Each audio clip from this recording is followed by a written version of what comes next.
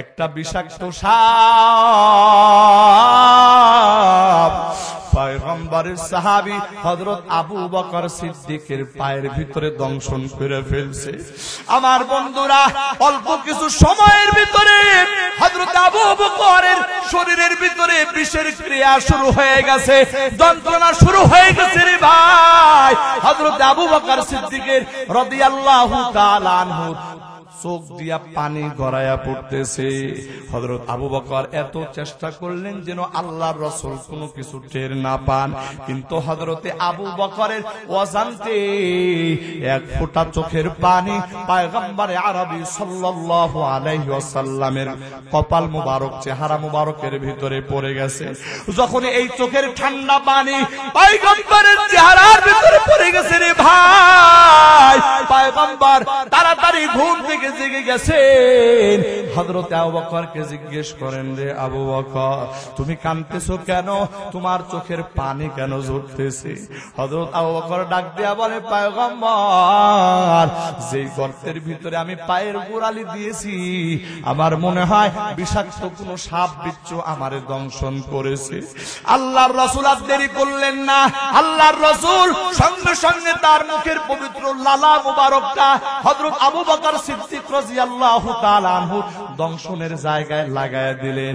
আমার আল্লাহ পয়গম্বরে আরবি সাল্লাল্লাহু আলাইহি ওয়াসাল্লামের ওই লালার বরকতে আবু বকর সিদ্দিকের শরীরের বিষ সঙ্গে সঙ্গে পানি হয়ে নেমে গেছে।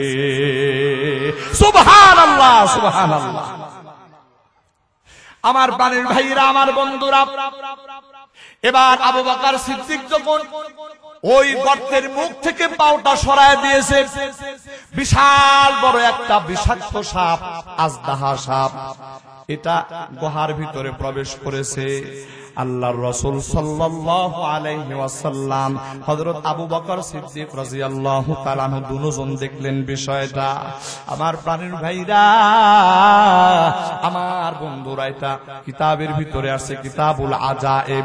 এই ঘটনাটা আছে, ওই সাপটা যখন প্রবেশ করেছে, সাপটা প্রবেশ করার পর আল্লাহর রাসূল সাল্লাল্লাহু আলাইহি ওয়াসাল্লামের সঙ্গে কথোপকথন শুরু করে দিয়েছে। ও পয়গম্বর,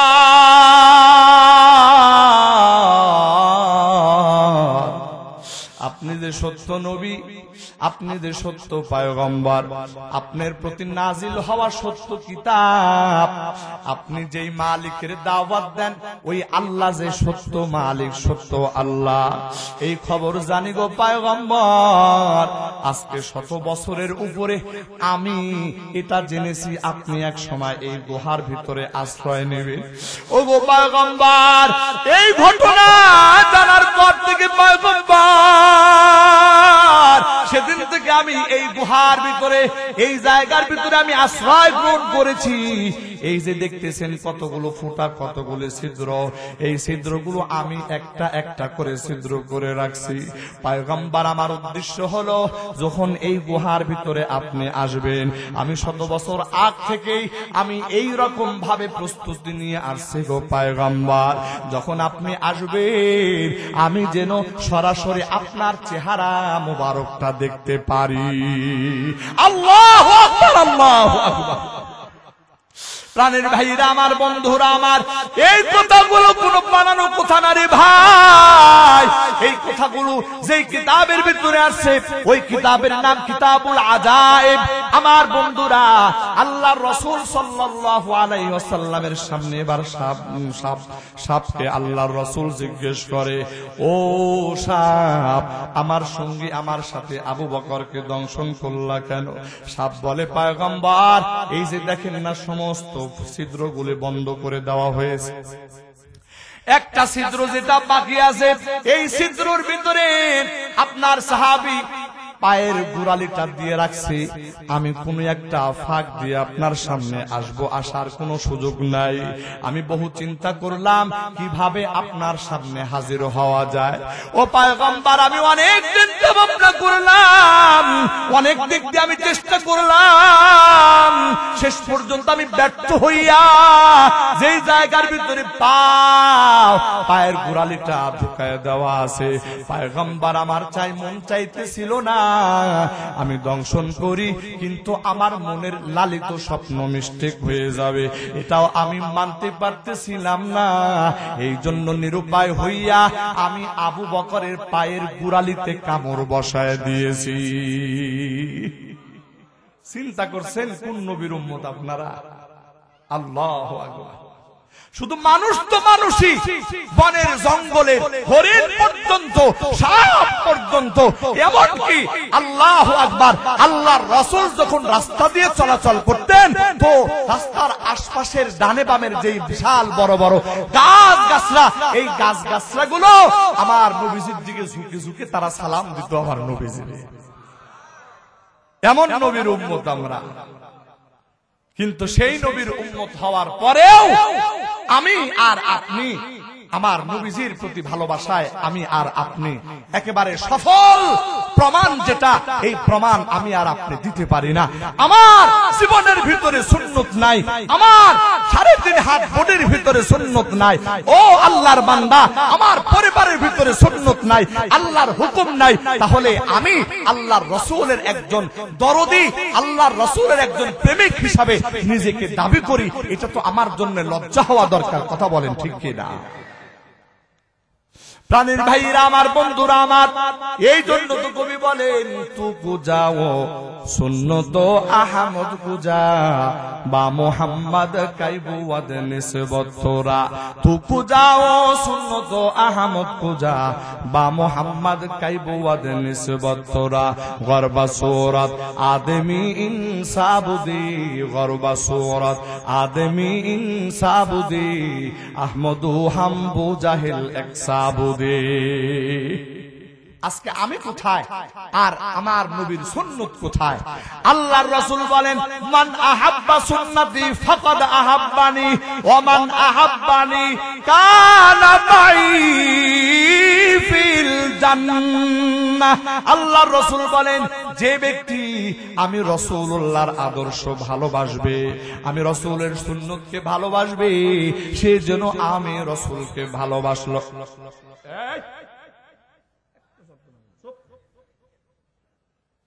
আল্লাহর রাসূল বলেন মান আহাব্বা সুন্নতি ফাকাদ আহাব্বানি ওয়া মান আহাব্বানি কানা মাই ফিল জান্নাহ।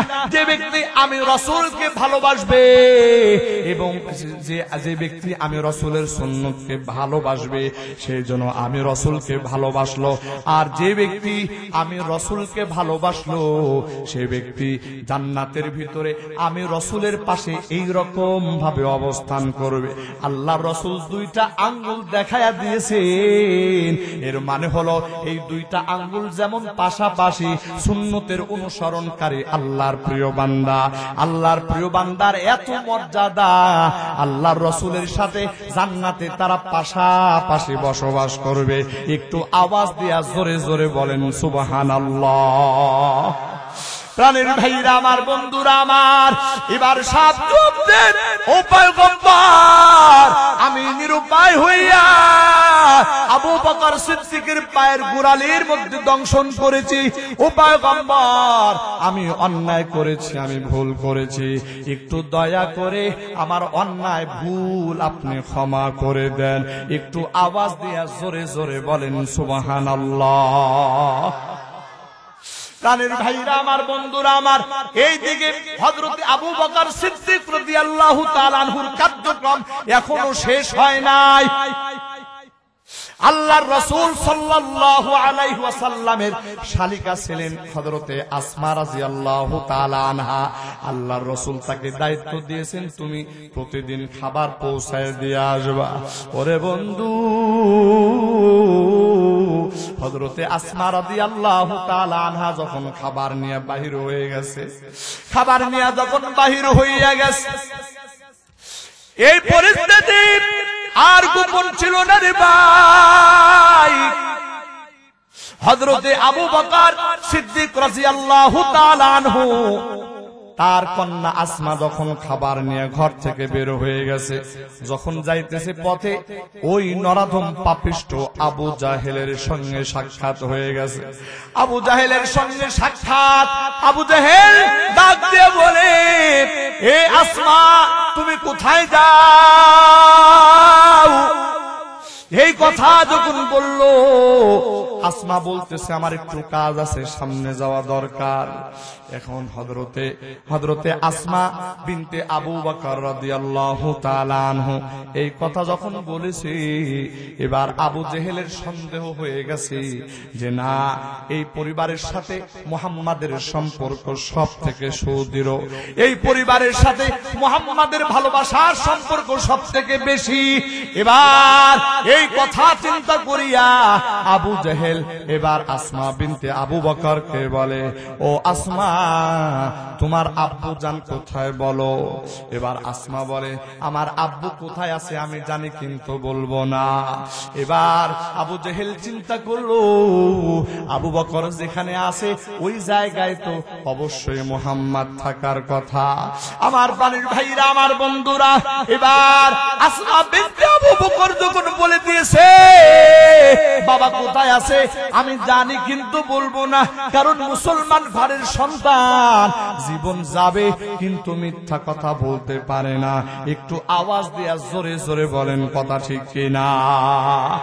ও বান্দা, আল্লাহকে যদি ভালোবাসতে চাও আল্লাহরে কোথায় পাইবা? আল্লাহর অস্তিত্ব তোমার এই চর্ম চোখ দিয়ে দেখার কোনো সুযোগ নাই বান্দা।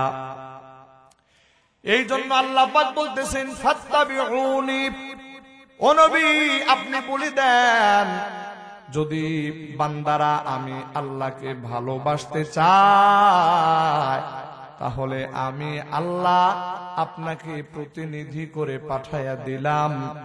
আপনার অনুসরণ করে, আপনার অনুকরণ যদি বান্দা করে তাহলে আমি আল্লাহ ধরে নিব বান্দা আমি আল্লাহকে ভালোবাসে।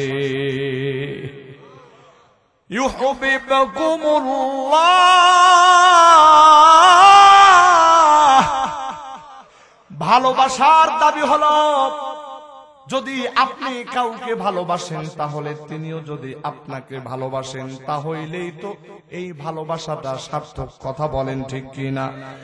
আর যদি এমন হয় একতরফা ভালোবাসা, এটা বেশি দিন মজা লাগে না, এক সময় আস্তে করে পথ বন্ধ হয়ে যায়। কথা ঠিক কিনা? আমার আল্লাহ বলে, বান্দা তুমি যদি আমি আল্লাহকে ভালোবাসতে চাও ও বান্দা, তাহলে আমি তোমাদের সামনে এমন একজন মহামানব পাঠাইয়া দিলাম। যদি তার অনুসরণ করো বান্দা, যদি তার অনুকরণ করো, তাহলে আমি আল্লাহর পক্ষ থেকে ঘোষণা, ইউহিব্বুকুমুল্লাহ, আমি আল্লাহ তোমাদেরকে ভালোবাসবো। একটু আওয়াজ দিয়া জোরে জোরে বলেন সুবহানাল্লাহ। এরপর আল্লাহ বলেন, ওয়ায়াগফির লাকুম যুনুবাকুম, ও বান্দা আমি আল্লাহ যাকে ভালোবাসি এই ভালোবাসার এক নাম্বার প্রমাণ হলো আমি আল্লাহ বান্দা তোমার তামাম জিন্দেগীর গুনাহ খাতাগুলি মাফ করে দেব।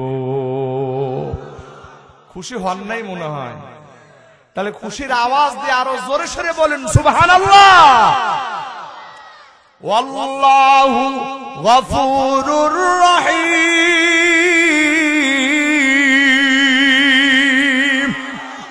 আল্লাহ বলে, বান্দা আমি আল্লাহ যে গুনাহ মাফ করব, কারণ আমি আল্লাহ গফুর, আমি আল্লাহ রহিম।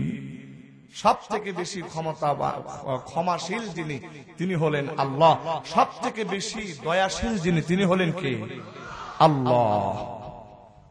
বন্ধুরা আমার, এ দুনিয়ার ইমানদার ভালো করে জেনে নেন, আমার আল্লাহ এমন একটা মূলনীতির কথা দুনিয়ার মানুষকে ঘোষণা করে শোনায় দিলেন, ও দুনিয়ার ইমানদার, আমি আল্লাহ এমন একজন মহান ব্যক্তিকে তোমাদের মাঝে পাঠাইলাম, যার ভিতরে আমি আল্লাহ মানব গুণ যা কিছু আছে, যত গুণের যত সমাবেশ আছে, ভালো ভালো গুণের যত সমাবেশ, সকল গুণগুলো আমি আল্লাহ আখেরি নবী পয়গম্বরকে দান করেছি। একটু আওয়াজ দিয়া জোরে জোরে বলেন সুবহানাল্লাহ। আমার আল্লাহ পবিত্র কোরআনে বলেন, ওয়া ইন্নাকা লাআলা খুলুকিন আযীম,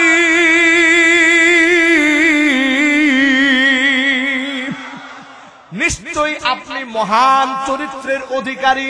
এই সার্টিফিকেট কে দিয়েছে? আল্লাহ।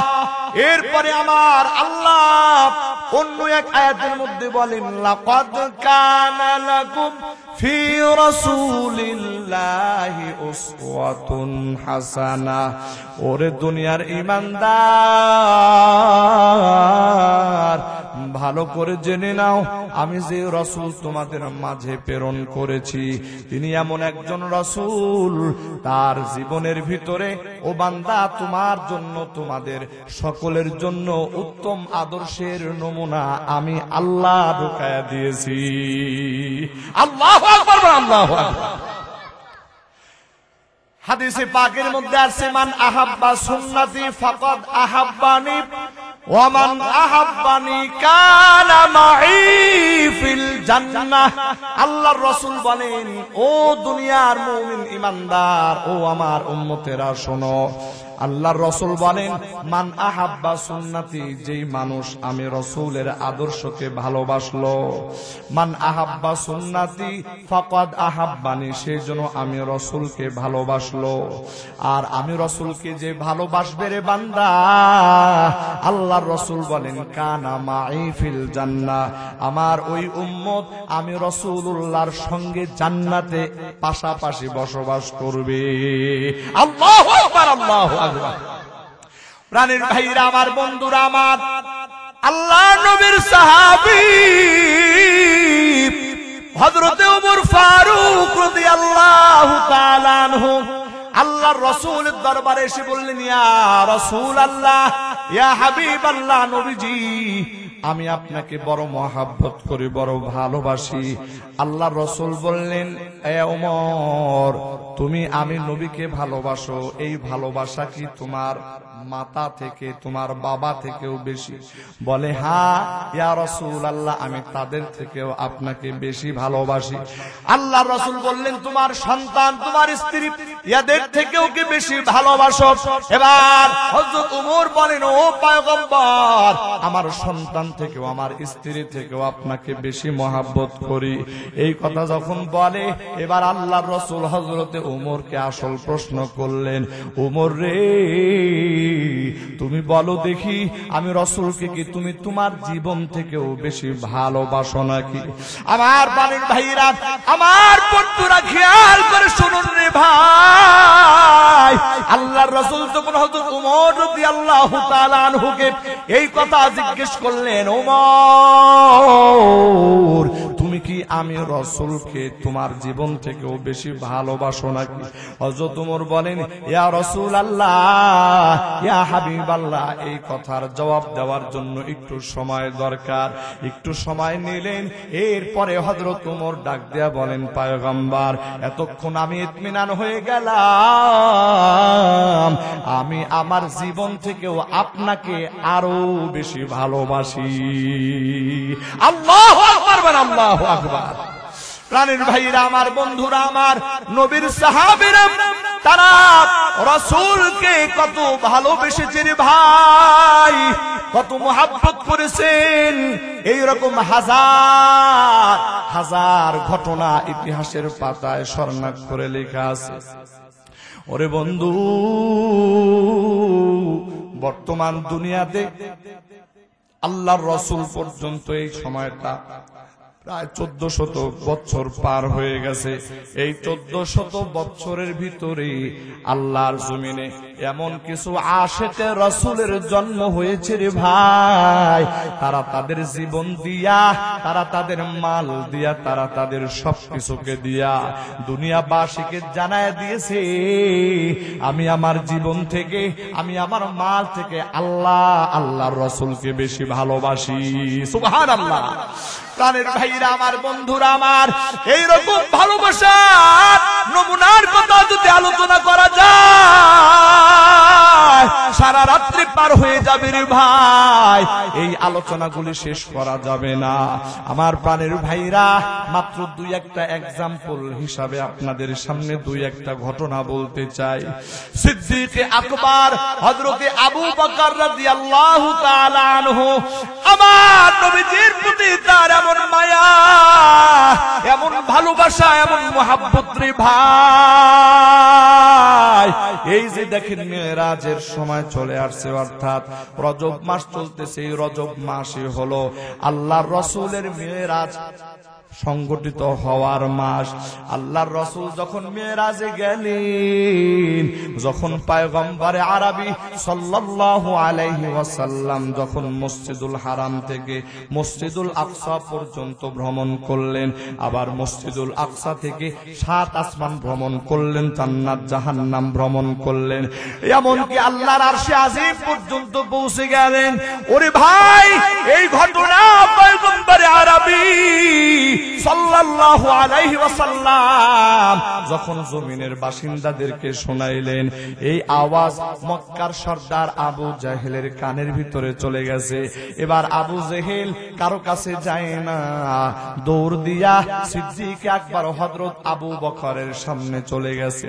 যায়া বলে, এ আবু বকর, শুনো শুনো, ভালো করে শুনো, যদি কোনো ব্যক্তি বলে এক রাতের ভিতরে সে বাইতুল্লাহ থেকে মসজিদুল আকসা পর্যন্ত গিয়েছে, আবার মসজিদুল আকসা থেকে নিয়ে 7 আসমান ভ্রমণ, জান্নাত জাহান্নাম ভ্রমণ, আরশে আজিম পর্যন্ত ভ্রমণ, ওরে ও আবু বকর, এই কথা যেই ব্যক্তি বলে ওই ব্যক্তির ব্যাপারে তোমার মতামতটা কি জানাও। প্রাণের ভাইরা আমার, বন্ধুরা আমার, আবু বকর জিজ্ঞেস করে, এই কথা কে বলেছে? বলে, কে বলেছে তার আগে তুমি বলো এই কথা যে বলবে সে সত্য না মিথ্যা। আমার বন্ধুরা, হযরত আবু বকর সিদ্দিক বলতেছেন, এই কথাটা কে বলেছে আগে আমাকে জানতে হবে, এরপরে আমি সত্য মিথ্যার কথা বলবো। এবার বলে, ও আবু বকর, তোমার সঙ্গী সকাল বিকাল যার সঙ্গে তুমি চলাফেরা করো, এই লোকটাই বলে সে নাকি অল্প সময়ের ভিতরে এই মসজিদুল হারাম থেকে আকসা পর্যন্ত ভ্রমণ করেছে, আবার জান্নাত জাহান্নাম দেখেছে, আবার নাকি 7 আসমান পর্যন্ত ভ্রমণ করে একই রাত্রিতে গেছে, আবার একই রাত্রিতে ভিতরে ফিরে আসছে। আমার প্রাণের ভাইরা, আমার বন্ধুরা, জানার বিষয়, তৎকালীন সময়ে মসজিদুল হারাম থেকে নিয়ে মসজিদুল আকসা পর্যন্ত সব থেকে দ্রুত গতির যানবাহনের উপরে চড়ে যদি আরোহণ করা হয়, সফর করা হয়, তাহলে অন্তত 1 মাসের রাস্তা। কুজোরে বলেন, কয় মাসের রাস্তা?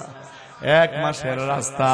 আমার প্রাণের ভাইরা, আল্লাহর রাসূল যখন বললেন আমি 1 রাতের ভিতরে এই ভ্রমণটা করে আসছি, আমার বন্ধুরা, সিদ্দিক আকবর তখন পর্যন্ত তিনি কিন্তু সিদ্দিক হন নাই।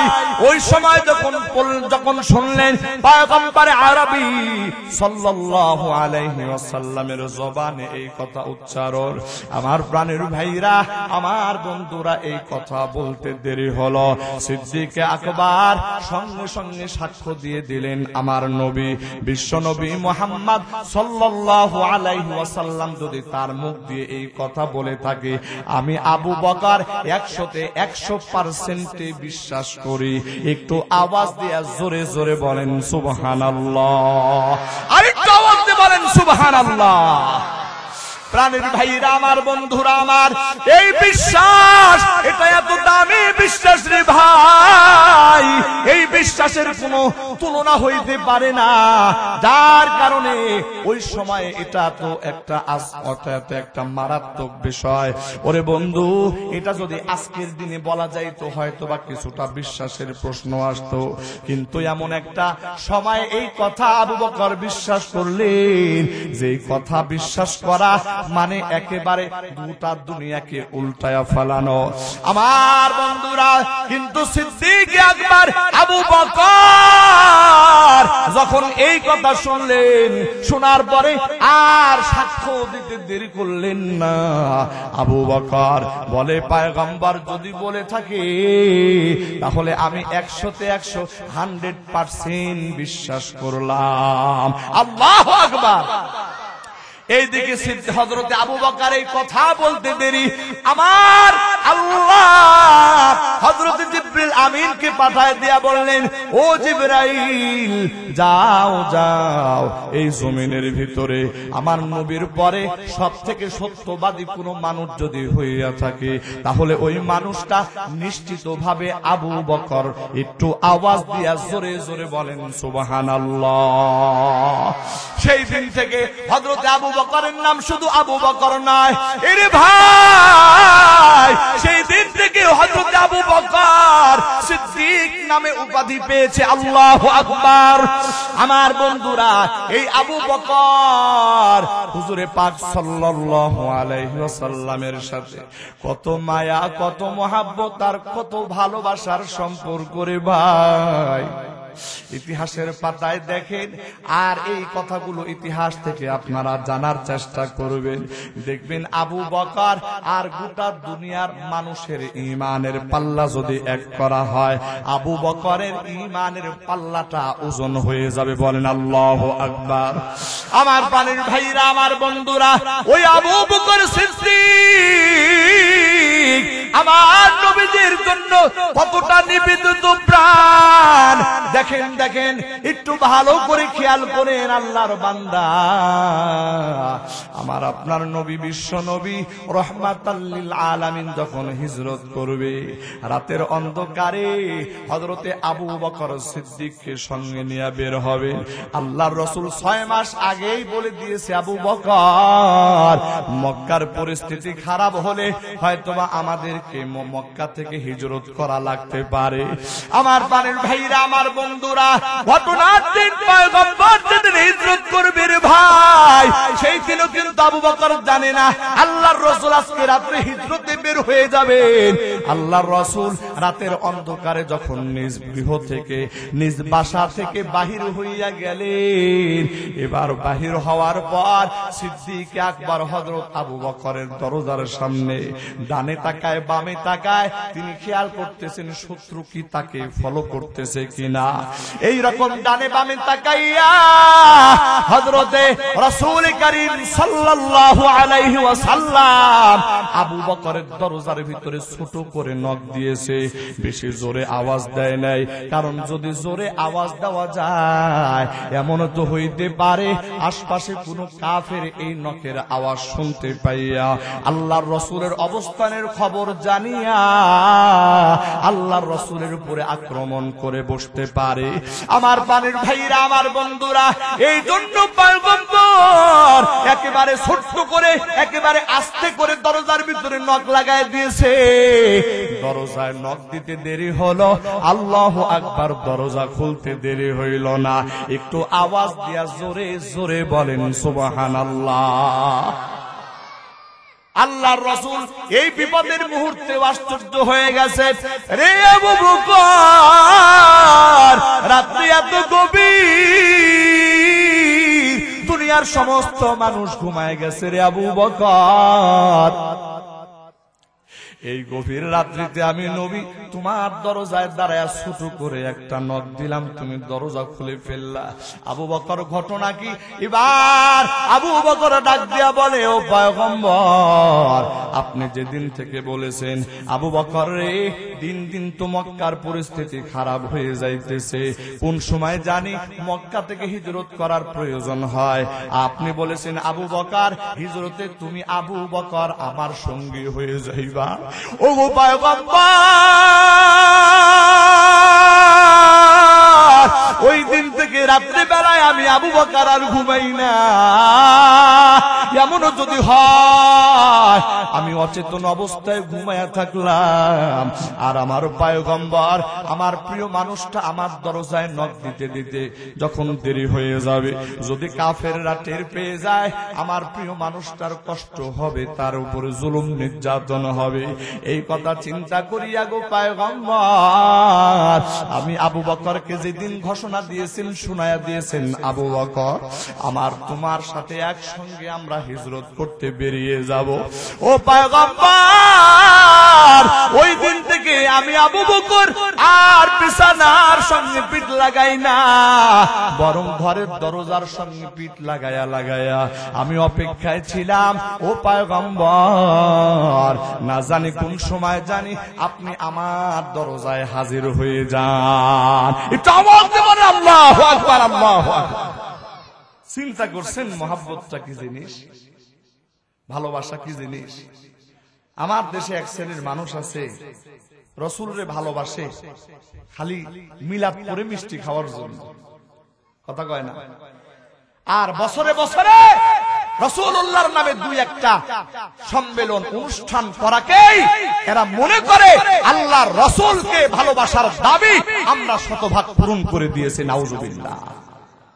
আপনারা কি বলেন? শুধুমাত্র দেয়ালের ভিতরে বড় বড় সাইনবোর্ড বিশ্ব আশিকে রাসূল লাগাইলে, হ্যাঁ, আর বছরে 2 দিন অনুষ্ঠান করলে আর মিলাদ সুন্নি করে একটু ধুমধাম করে আয়োজন করে খাবার খাওয়ায় দিলেই বুঝি আশিকে রাসূল হওয়া যায়? জোরে বলেন। আরে ভাই, আপনাদের ইমানের একটু পাওয়ার দিয়ে বলেন না, এটা কি আশিকে রাসূল? ইনি তো আশিকে রাসূল না, বরং এটা হলো আশিকে শয়তান। জোরে বলেন, এটা কি আশিকে শয়তান?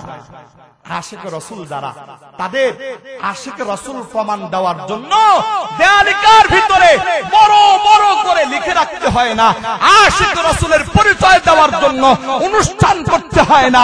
আশিকে রাসূলের পরিচয় দেওয়ার জন্য এইরকম মিলাদ করে মিষ্টি দিতে হয় না, বরং আশিকে রাসূল তুমি প্রকৃত আশিকে রাসূল কিনা তোমার 3.5 হাত বডির মধ্যে তাকাইলেই বোঝা যাবে যে তুমি আশিকে রাসূল নাকি আশিকে শয়তান। এত সহজ না। এই জন্যই তো আল্লাহ বলেন, কুল ইন কুনতুম তুহিব্বুনাল্লাহ ফাত্তাবিউনি ইউহিব্বুকুমুল্লাহ ওয়া ইয়াগফির লাকুম যুনুবাকুম ওয়াল্লাহু গফুরুর রহিম।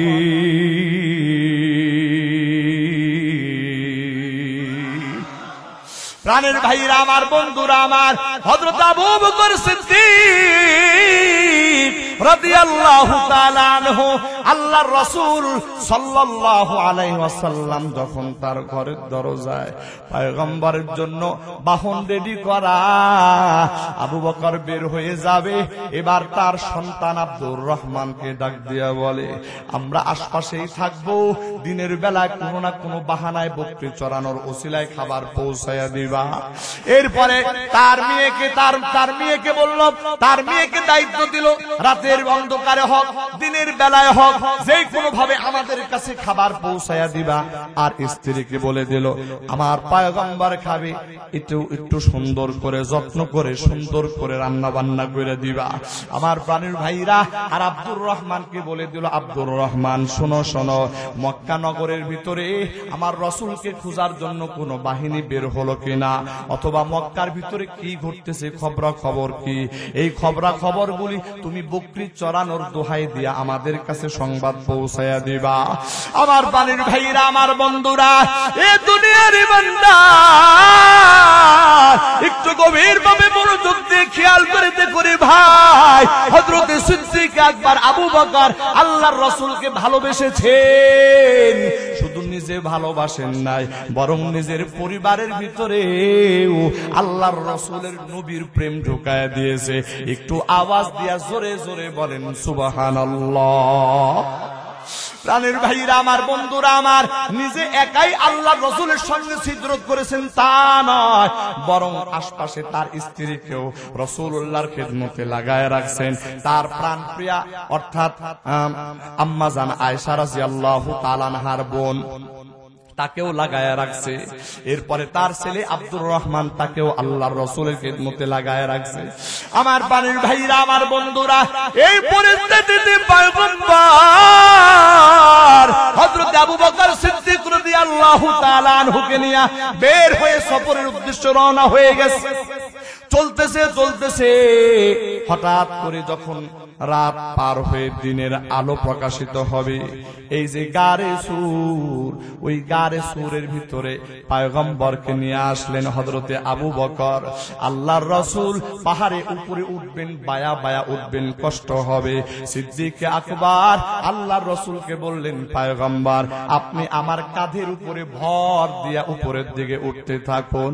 আমার বন্ধুরা, সারা রাত্রি সফর করিয়া আল্লাহর রাসূল যেমন ক্লান্ত, হযরত আবু বকর সিদ্দিক নিজেও ক্লান্ত ছিলেন, কিন্তু এরপরেও পয়গম্বরের প্রতি কেমন ভালোবাসা। যখন পাহাড় বেয়ে বেয়ে উঠতেছে, সিদ্দিক আকবর হযরত আবু বকর ডাক দিয়ে বলে, ও পয়গম্বর আপনার কষ্ট হয়, একটু মেহেরবানি করে আপনি আমার কাঁধের উপরে চড়েন, আমি আবু বকর আপনাকে বহন করে করে নিরাপদ স্থানে। আল্লাহু আকবার, আল্লাহু আকবার। এ দুনিয়ার ইমানদার, ভালোবাসা কাকে বলে? ভালোবাসার মাপকাঠি দিয়া, ওজন দিয়া দেখলে বোঝা যাবে যে আসলে সিদ্দিক আকবরের কলিজার ভিতরে আমার নবীদের জন্য প্রেমের কোন স্তর সেখানে আছে। আল্লাহু আকবার বলে, আল্লাহু আকবার। এরপরে যখন গারে সুরের একেবারে কাছাকাছি চলে গেছেন, আল্লাহর রাসূলকে বললেন, ও পয়গম্বর আপনি একটু দাঁড়ান, আমি গুহার ভিতরে যে একটু খোঁজ খবর নিয়ে আসি। ওরে বন্ধু, হযরতে আবু বকর সিদ্দিক রাদিয়াল্লাহু তাআলা আনহু আল্লাহর রাসূলকে গুহার পাশে রেখা হযরতে আবু বকর সিদ্দিক গুহার ভিতরে ঢুকে গেলেন। ঢুকে দেখতে পাইলেন গুহার ভিতরে অসংখ্য ছিদ্র, অসংখ্য অগণিত ছিদ্র দেখা যায়। আল্লাহর রাসূলের সাহাবী হযরতে আবু বকর সিদ্দিক নিজের মাথার পাগড়ি খুলিয়ে, আরে ভাই, টুকরা টুকরা করিয়া ওই যে যতগুলি ছিদ্র ছিল, এই প্রতিটা ছিদ্রের ভিতরে কাপড়ের টুকরাগুলি গুজে গুজে দিয়া প্রতিটা ছিদ্র বন্ধ করার পর একটা ছিদ্র এমন আছে একটু বড় দেখা যায়, আর ওই ছিদ্র যে ঢাকবেন, এই ঢাকার জন্য কাপড় দরকার, কাপড় হযরতে সিদ্দিক আকবরের কাছে ছিল না। আমার পানির ভাইরা, আমার বন্ধুরা, সিদ্দিক আকবর হযরত আবু বকর কি করলেন, তিনি তার পায়ের গোড়ালিটা ওই গুহার মুখের ভিতরে দিয়া, ওই গর্তের মুখের ভিতরে ঢুকায়া দিয়া ভিতর থেকে ডাক দিলেন, পয়গম্বর একটু দয়া করে ভিতরে গুহার ভিতরে তাশরিফ আনুন। আল্লাহর রাসূল যখন গুহার ভিতরে প্রবেশ করলেন, আল্লাহর রাসূল সিদ্দিক আকবর হযরতে আবু বকর রাদিয়াল্লাহু তাআলা আনহুর উরুর ভিতরে মাথা রেখে আরাম করতেছেন। হযরতে আবু বকর আল্লাহর রাসূলের মাথার ভিতরে, চুলের ভিতরে বিলি কাটতেছেন। আল্লাহর রাসূল একটু ক্লান্ত ছিলেন, পরিশ্রান্ত ছিলেন। হযরতে আবু বকর আল্লাহর রাসূলের মাথার ভিতরে যখন এই রকম ভাবে হাত দিতেছেন, আরাম পাইতেছেন, আল্লাহর রাসূল সঙ্গে সঙ্গে ঘুমায়া গেলেন, গভীর ঘুম। এমন সময় হযরত আবু বকর সিদ্দিক রাদিয়াল্লাহু তাআলা আনহু যেই গুহার ভিতরে, যেই গর্তের ভিতরে তিনি তার পায়ের গোড়ালিটা ঢুকায় রাখছেন, একটা বিষাক্ত সাপ পয়গম্বরের সাহাবী হযরত আবু বকর সিদ্দিকের পায়ের ভিতরে দংশন করে ফেলছে। আমার বন্ধুরা, অল্প কিছু সময়ের ভিতরে হযরত আবু বকরের শরীরের ভিতরে বিষের ক্রিয়া শুরু হয়ে গেছে, যন্ত্রণা শুরু হয়ে গেছে রে ভাই। হযরত আবু বকর সিদ্দিকের রাদিয়াল্লাহু তাআলা আনহু চোখ দিয়া পানি গড়াইয়া পড়তেছে। হযরত আবু বকর এত চেষ্টা করলেন যেন আল্লাহর রাসূল কোনো কিছু টের না পান, কিন্তু হযরতে আবু বকরের অজান্তে এক ফোঁটা চোখের পানি পয়গম্বর আরবি সাল্লাল্লাহু আলাইহি ওয়াসাল্লামের কপাল মুবারক, চেহারা মুবারকের ভিতরে পড়ে গেছে। যখন এই চোখের ঠান্ডা পানি পয়গম্বরের চেহারার ভিতরে পড়ে গেছে রে ভাই, পয়গম্বর তাড়াতাড়ি ঘুম থেকে জেগে গেছেন। হযরত আবু বকরকে জিজ্ঞেস করেন, রে আবু বকর, তুমি কাঁদতেছো কেন? তোমার চোখের পানি কেন ঝরতেছে?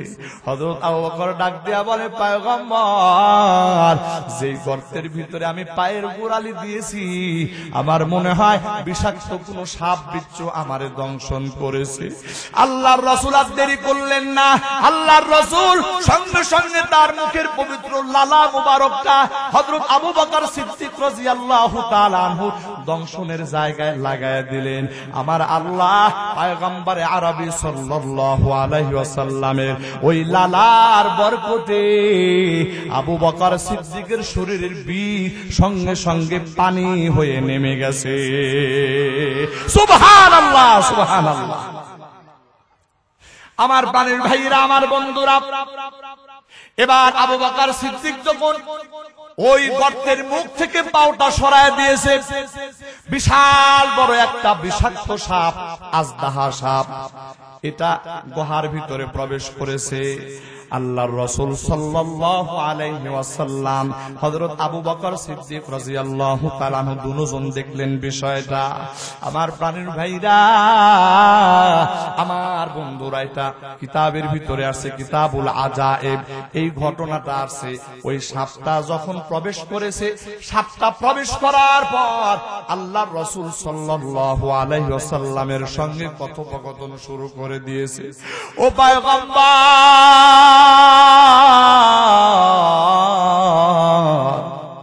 আপনি যে সত্য নবী, আপনি যে সত্য পয়গম্বর, আপনার প্রতি নাজিল হওয়া সত্য কিতাব, আপনি যেই মালিকের দাওয়াত দেন ওই আল্লাহ যে সত্য মালিক, সত্য আল্লাহ, এই খবর জানি গো পয়গম্বর। আজকে 100 বছরের উপরে আমি এটা জেনেছি আপনি এক সময় এই গুহার ভিতরে আশ্রয় নেবেন।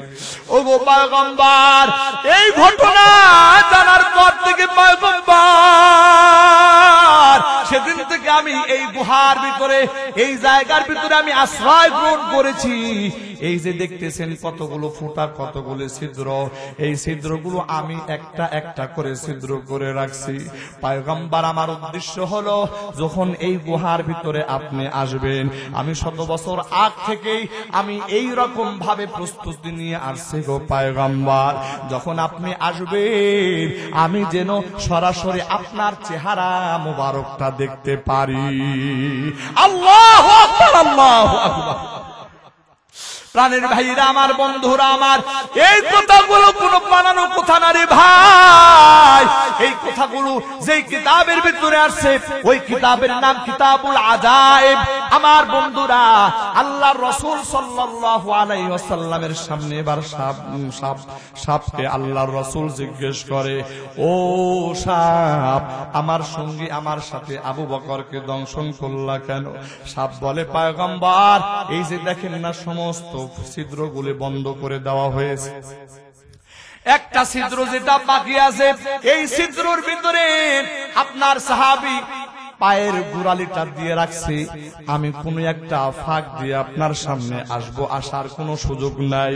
আমি বহু চিন্তা করলাম কিভাবে আপনার সামনে হাজির হওয়া যায়। ও পয়গম্বর, আমি অনেক চিন্তা ভাবনা করলাম, অনেক দিক দিয়ে আমি চেষ্টা করলাম, শেষ পর্যন্ত আমি ব্যর্থ হইয়া যেই জায়গার ভিতরে পায়ের গোড়ালিটা ঢুকায় দেওয়া আছে, পয়গম্বর, আমার চাই মন চাইতেছিল না আমি দংশন করি, কিন্তু আমার মনের লালিত স্বপ্ন মিস্টেক হয়ে যাবে, এটাও আমি মানতে পারতেছিলাম না।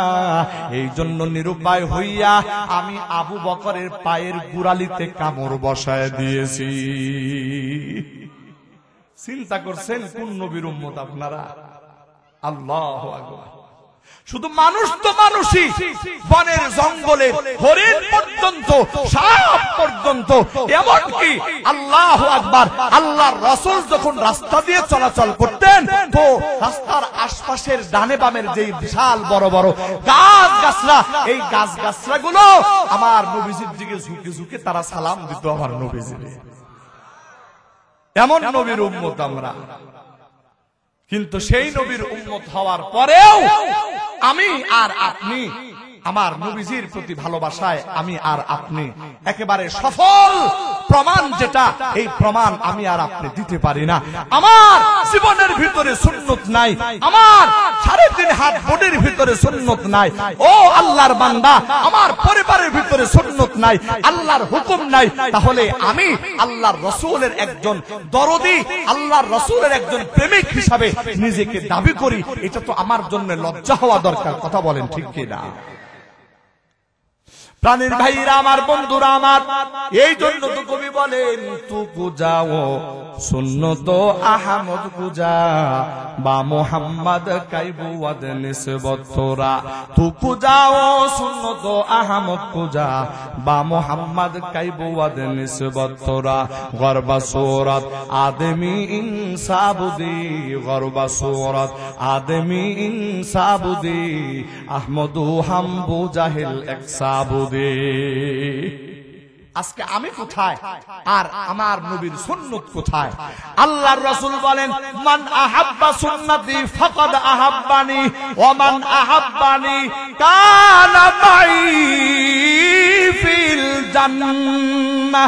আল্লাহর রাসূল বলেন যে ব্যক্তি আমি রাসূলুল্লাহর আদর্শ ভালোবাসবে, আমি রাসূলের সুন্নতকে ভালোবাসবে, সে যেন আমি রাসূলকে ভালোবাসলো।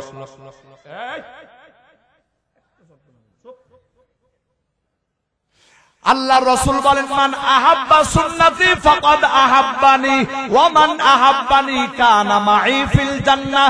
যে ব্যক্তি আমি রাসূলকে ভালোবাসবে এবং যে ব্যক্তি আমি রাসূলের সুন্নতকে ভালোবাসবে, সে যেন আমি রাসূলকে ভালোবাসলো।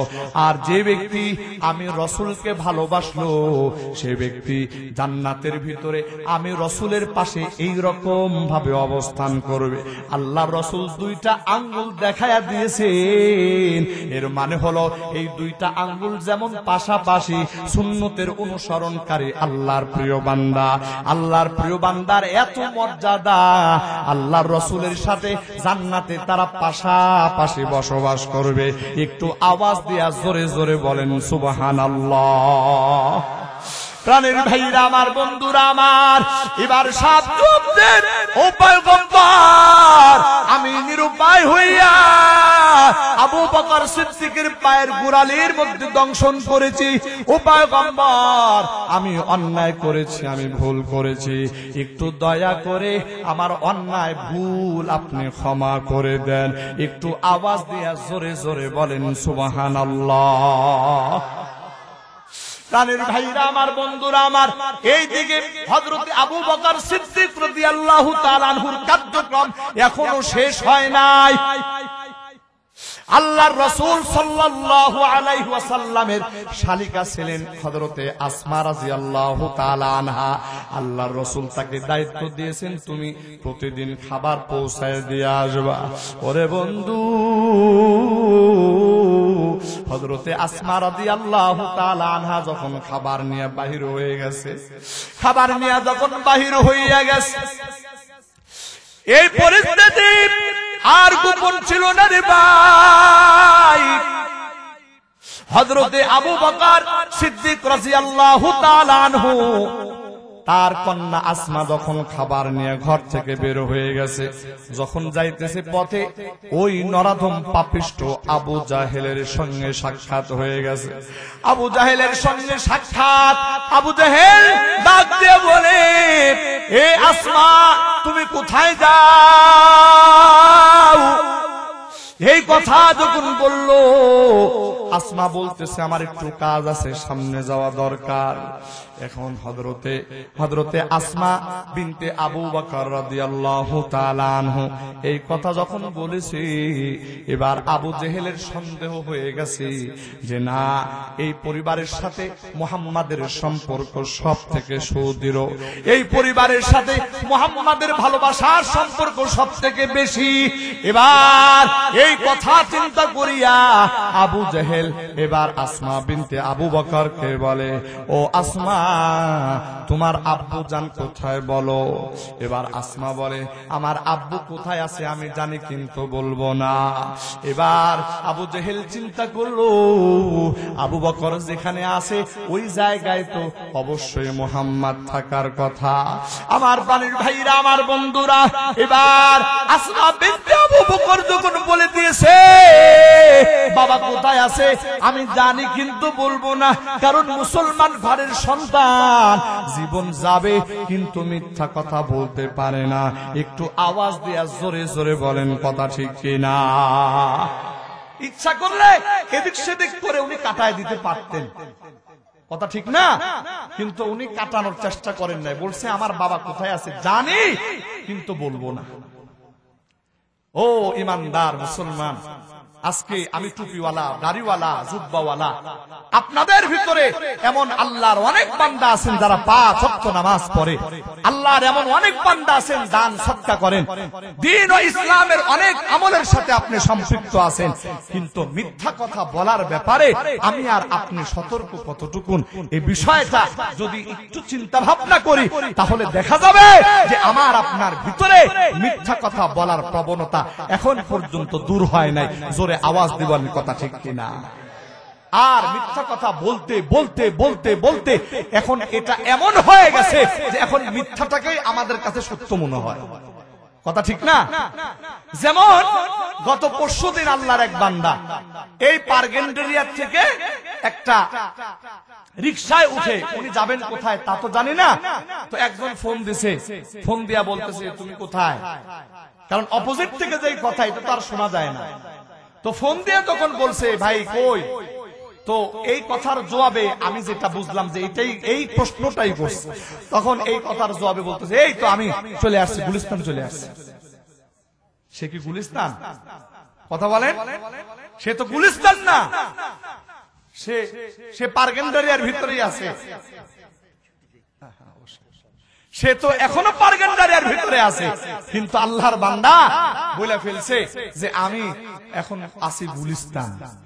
তার মানে হলো আমাদের ভিতরে মিথ্যা কথা বলার প্রবণতা এত মারাত্মক।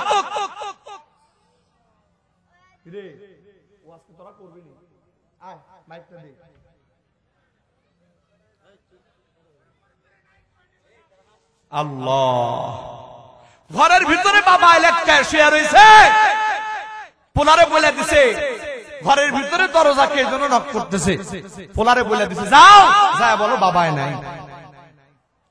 এখন পোলায় দরজা খুলে যারে দেখছে কয় আঙ্কেল বাবা তো বাসায় নেই। তোমার বাবা বাসায় নেই? হ্যাঁ বাসায় নেই। কে বললো? আব্বাই বলছে। কে বলছে? আব্বাই বলছে। কি বলছে? যে বাবা বাসায় নেই। খাইছেনি ধরা? কথা বলেন, খাইছেনি ধরা? এইরকম হাজারো মিথ্যা কথা, বানোয়াট কথা আমরা আমাদের জীবনে এমন ভাবে ব্যবহার করি যেটাকে সত্য থেকেও মিথ্যাকে আমরা বড় মনে করি। আর মিথ্যা বলতে বলতে এমন পরিস্থিতি হয়ে গেছে যে এখন মিথ্যাটাকেই আমরা সত্য বলে ধরে নিয়েছি। জোরে আওয়াজ দেবার কথা ঠিক কিনা? ও মুমিন ইমানদার, মুমিন তো এমন তার জীবন গেলেও যেতে পারে কিন্তু সে মিথ্যা কথা বলতে পারে না। হাদিসে পাকের মধ্যে আছে আসিদকু ইউনজি ওয়াল কিযবু ইউহলিক, সত্য যেটা এটা মানুষকে মুক্তি দেয়। যদিও সাময়িক ভাবে কোনো কষ্ট তোমার জীবনে আসতে পারে, কিন্তু ভালো করে জেনে নাও তোমার জীবনে সাময়িক কষ্ট আসলেও সত্য যদি তুমি বলে দাও, এক সময় এটার কারণে তুমি মুক্তি পেয়ে যাবে। আর মিথ্যা যদি বলো, তাহলে একটা মিথ্যাকে ঢাকার জন্য তোমাকে আরো ডাবল ডাবল মিথ্যা কথা বলতে হবে।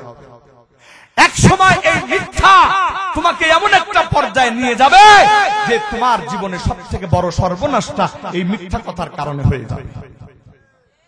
এজন্য মুমিন ইমানদার আমার আপনার জন্য সবক হলো, জীবনের কঠিন পরিস্থিতি যেটাই আসুক না কেন, যত কঠিন পরিস্থিতি আসুক না কেন, আমি আর আপনি সদা সত্যের উপরে চলবো। সবাই রাজি আছি তো ইনশাআল্লাহ? আল্লাহু আকবার। আসমা বিনতে আবু বকর সিদ্দিক রাদিয়াল্লাহু তাআলা আনহা আবু জেহেলকে ডাক দিয়ে বলে, আবু জেহেল, আমার বাবা আবু বকর কোথায় আছে এটা আমি জানি, কিন্তু বলবো না। আমার প্রাণের ভাইরা, এই কথা বলতে দেরি হয়েছে। আবু জেহেল নারাদম পাপিষ্ঠুর ভাই, ওই কুচি কাঁচা মানুষ হযরতে আসমা রাদিয়াল্লাহু তাআলা আনহাকে একটা চটকনা মারছে। এত বিশাল চটকনারি ভাই, ওই চটকনার তাল সামলাইতে না পারিয়া পাশেই এক পাহাড়ের টুকরার সঙ্গে গিয়ে ধাক্কা লেগে গেছে, আঘাত লেগে গেছে, মাথা কপাল ফেটে গেছে। কপাল ফেটে যাইয়া একেবারে ফিনকি দিয়া রক্ত বাহির হয়ে গেছে। কোন রকম জোড়া তালি দিয়া হযরতে আসমা বিনতে আবু বকর ওই গুহায় পৌঁছায় গেছে।